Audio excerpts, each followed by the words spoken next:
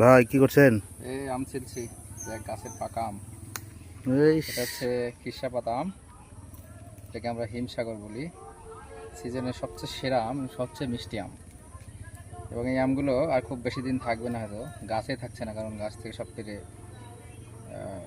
সংগ্রহ করা হচ্ছে। কারণ আর দু একদিন আম থাকলে আম থেকে গাছ থেকে সবগুলো আম পড়ে যাবে।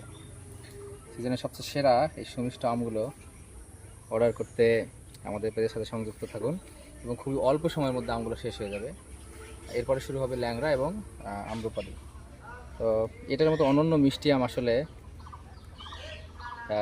হয় না আর। আসলে এটা একটা অনন্য রকম স্বাদ। দেখুন কি সুন্দর কালার। এটা কাটলে ভিতরে আরও, এদিকে আসো, লাল টকটকে বর্ণের একটা পাওয়া যায়। এই দেখুন, সবচেয়ে মিষ্টি আম সিজনে।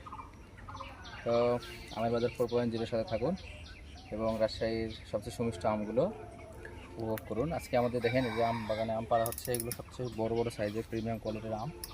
অনেকে চাপায়ের আমের কথা বলে, যে এটা দেখাও, এই দেখো, এটা চাপায়ের আমের চেয়ে কোন অংশে কম দেখো।